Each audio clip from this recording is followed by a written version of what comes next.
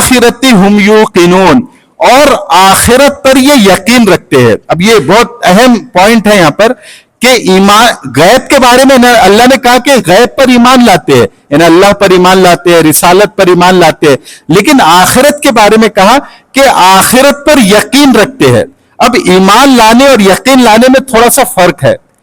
ایمان تو یہ ہے کہ ہم نے مان لیا کہ اللہ ایک ہے, حضرت محمد صلی اللہ علیہ وسلم میرے نبی ہے, ہم نے مان لیا. اور یقین ہوتا ہے کہ اس کے استحضار کے ساتھ زندگی گزارنا, کہ مجھے مرنا ہے, آخرت کا مرحلہ پیش آنا ہے, مجھے اپنی زندگی کا حساب کتاب دینا ہے, اس کو یقین رکھنا اور اسی کے استحضار کے ساتھ, اسی کی یاد دہانی کے ساتھ زندگی گزارنا.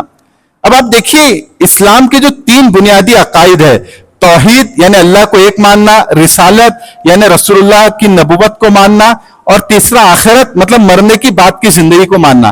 تو اس میں سے جو تینوں چیزیں ہیں, اس میں سب سے مؤثر, سب سے طاقتور جو چیز ہے وہ آخرت ہے. اس لیے کہ انسان اللہ کو ایک ماننے کے بعد بھی گناہ کر سکتا ہے. آپ دیکھیے بہت سے مسلمان بھائی اللہ کو ایک مانتے ہیں لیکن گناہ کر رہے, نمازیں ان کی قضا ہو رہی ہے, وہ کسی کا حق مار رہے ہیں, تجارت میں حرام حلال کی تمیز نہیں کر رہے, ہے نا, جھوٹ بول رہے, کر رہے اللہ کو ایک ماننے کے بعد. اسی طرح نبوت کی رسالت مان رہے لوگ, لیکن رسالت کا مطلب ہم نے اب کیا لے لیا کہ عید میلاد النبی کے جلسے کرو, ڈی جے بجاؤ, حضور کے لیے نعت پڑھو, یہ رسالت کا مطلب ہم نے لے لیا. تو اس سے بھی عمل کی توفیق ہم کو نہیں ہو رہی.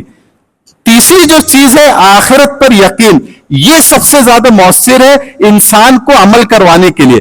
کہ جب ایک انسان کے دل میں یہ استحضار ہمیشہ رہے گا کہ بھائی مجھے مرنا ہے اور مرنے کے بعد حساب کتاب دینا ہے, تو وہ کبھی غلط کام نہیں کرے گا, کبھی کسی کو دھوکہ نہیں دیں گا, تجارت میں جھوٹ نہیں بولیں گا, حرام سے پرہیز کریں گا, اپنے بھائی کو دھوکہ نہیں دیں گا, سوچیں گا کہ مرنے کے بعد مجھے جواب دینا ہے.